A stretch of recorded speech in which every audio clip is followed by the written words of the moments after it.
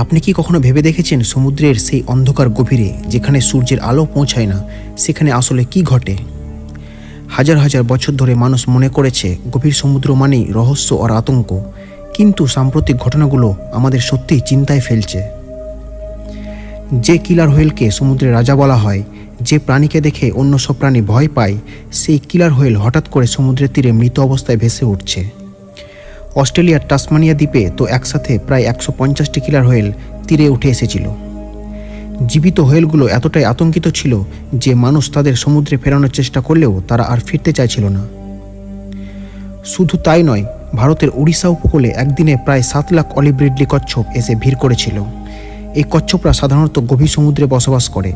তারা হঠাৎ হাজার হাজার কিলোমিটার দূর থেকে এখানে কেন এলো? কেরালার সমুদ্র তটেও হাজার হাজার মাছ হঠাৎ তীরে ভেসে এলো, কিন্তু তারা আর সমুদ্রে ফিরল না। মেক্সিকোতেও দেখা গেল 6 মিটার লম্বা এক অদ্ভুত প্রাণী।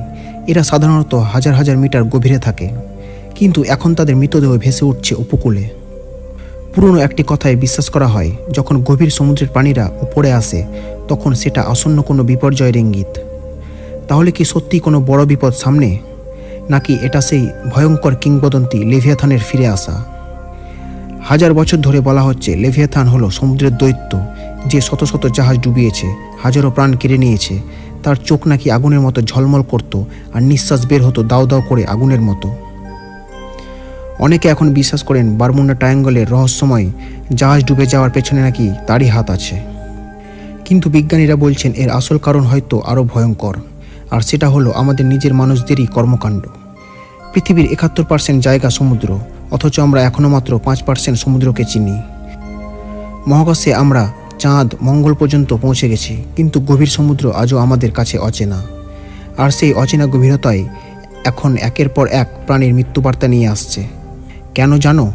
বিজ্ঞানীরা 4টে বড় কারণ খুঁজে পেয়েছেন। প্রথমত, গ্লোবাল ওয়ার্মিং। জল গরম হয়ে যাচ্ছে, অক্সিজেন কমে যাচ্ছে। গভীর সমুদ্রের ঠান্ডা পরিবেশে অভ্যস্ত প্রাণীরা হঠাৎ বাঁচতে না পেরে উপরে উঠে আসছে। দ্বিতীয়ত, প্লাস্টিক দূষণ। প্রতি বছর কোটি কোটি টন প্লাস্টিক সমুদ্রে পড়ছে। ছোট ছোট টুকরো মাইক্রোপ্লাস্টিক ভেবে প্রাণীরা খেয়ে ফেলছে, আর সেখানেই মারা যাচ্ছে। মনে আছে একবার এক তিমির পেট থেকে 40 কেজি প্লাস্টিক বেরিয়েছিল? তৃতীয়ত, ডিপসি মাইনিং। তেল আর খনিজ তোলার জন্য আমরা সমুদ্র খুঁড়ে ফেলছি, যার ফলে গভীর সমুদ্রের প্রাণীরা তাদের বাসস্থান হারাচ্ছে। চতুর্থত, টেকটনিক প্লেটের কার্যকলাপ। সমুদ্রতলের ভূমিকম্প আর আগ্নেয়গিরির কার্যকলাপে প্রাণীরা আতঙ্কিত হয়ে তীরে চলে আসে। এই 4টি কারণই আমাদের চোখে আঙুল দিয়ে দেখিয়ে দিচ্ছে সমুদ্র আমাদের সতর্ক করছে।